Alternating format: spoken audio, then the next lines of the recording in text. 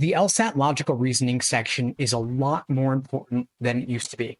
If you're taking the LSAT in June, chances are you like logic games a lot more than you like logical reasoning, so you should probably be devoting more attention to logical reasoning. And if you're taking the LSAT in August or beyond, logical reasoning, of course, is doubled in importance because they are removing the logic game section and replacing it with a second scored logical reasoning section.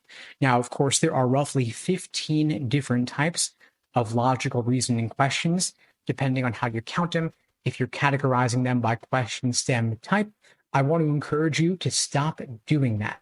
Stop categorizing logical reasoning questions. Stop drilling by question stem type. Instead, think about the method of reasoning in the stimulus. Imagine if you actually took the time to understand what you were reading and you understood the argument on a deep level. What if you were to engage in the exercise of transforming one logical reasoning question type into another based on the method of reasoning in the stimulus? A lot of times, students will look at the stimulus, they'll be confused by it, they don't really understand the argument, and so they go into the choices hoping that will somehow help things, when in reality, you are just throwing more information at yourself that you don't understand because you can only understand the answer choices in the context of the stimulus. In other words, if the choices are supposedly going to strengthen the argument, how can you understand how to properly interpret those choices if you don't know what the argument is saying? Sounds obvious when you look at it from this perspective, but when you're in the moment, I understand. You're not really sure what to do. Adrenaline, stress gets the better of you, and you just kind of keep reading like you're treading water, hoping something will click when nothing does. To remove all the guesswork for you regarding what to do to help you understand the argument, the passage, the question stem, the choices, I've developed a framework called the Socratic review method.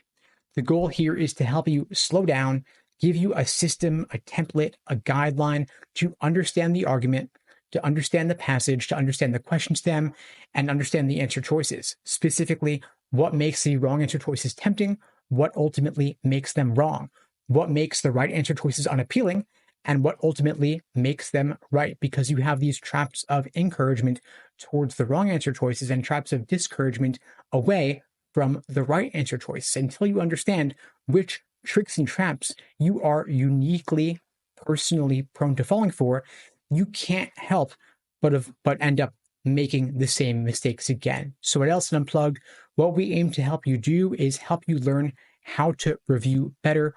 In our live classes, we demonstrate the Socratic review method live. We have live classes several nights a week. They're all recorded for any that you can't make, and we have literally hundreds of recorded classes already in the archives since we've been doing them since even before the pandemic. Of course, all of this is regardless of question stem type. We also, of course, help you build the fundamentals first. And so before you get into the Socratic review method, before you get into drilling questions by type, we want to help you build that foundation first. So wherever you're at, we want to encourage you, whether you join our programs or not, focus on the basics first, build that strong foundation from the beginning, focus on your conditional indicator words for necessary and sufficient conditions, for evidence and conclusion. These will carry you far. If you don't know them, you are in trouble. But of course, you've still got plenty of time to take the LSAT and apply to law school at the beginning of the cycle in the fall. If you won't be ready by June, of course, you could take it in August. You could also go for September, October, or November and still apply to law school perfectly early in the cycle this fall. If you'd like to find out more, check out the links below the video to book a call with me and my team. We'd be glad to help you out. And in the meantime, I'll wish you all the best and take care.